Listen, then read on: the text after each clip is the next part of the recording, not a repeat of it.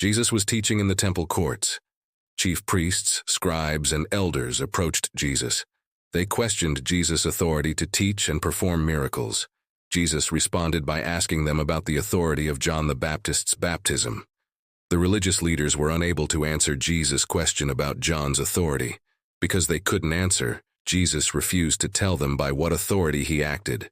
Jesus began to tell the people a parable about a vineyard owner and tenants. The owner sent servants to collect fruit from the vineyard, but the tenants beat them. The owner sent more servants, who were also mistreated. Finally, the owner sent his beloved son, thinking they would respect him. The tenants killed the son, hoping to inherit the vineyard. Jesus asked what the vineyard owner would do next. He said the owner would come and destroy those tenants and give the vineyard to others. The people reacted, saying, "God forbid."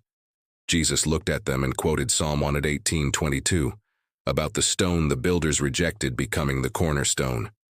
Jesus explained that everyone who falls on that stone will be broken, but on whom it falls, it will crush them. The scribes and chief priests realized Jesus had told this parable against them.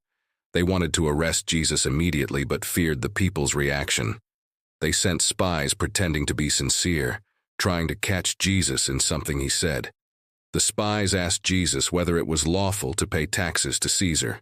Jesus saw through their duplicity and asked for a denarius. He asked whose image and inscription were on the coin. They replied, "Caesar's." Jesus said, "Give back to Caesar what is Caesar's and to God what is God's." The spies were unable to trap Jesus and were amazed by his answer. Sadducees, who deny the resurrection, then questioned Jesus.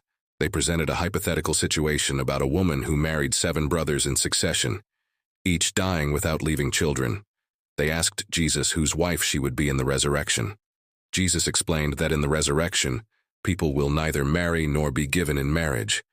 He said they cannot die anymore and are like angels, being children of the resurrection and children of God. Jesus reminded them about Moses' encounter with the burning bush. He pointed out that God said he is the God of Abraham, Isaac, and Jacob. Jesus emphasized that God is not the God of the dead, but of the living. Some of the scribes responded positively, saying, "Teacher, you have spoken well." Jesus' answers left his questioners unable to trap him and silence them. The people marveled at Jesus' wisdom and authority. The tension between Jesus and the religious leaders continued to grow. Jesus' teachings and parables challenged the leaders' authority and practices. The religious leaders plotted more intensely against Jesus. Despite the leaders' hostility, Jesus continued to teach openly in the temple. Jesus warned the people about the teachers of the law. He criticized them for their hypocrisy and desire for status and recognition. Jesus highlighted their exploitation of the vulnerable, such as widows. He warned that they would be punished most severely. The people were left to ponder Jesus' teachings and the implications for their own lives.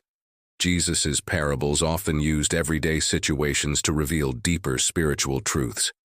The crowd was a mix of disciples, curious onlookers, and religious leaders. Jesus' ability to confound his critics demonstrated his divine wisdom. The religious leaders' inability to trap Jesus increased their frustration and determination. Jesus' teachings in the temple were part of his final public ministry before his crucifixion.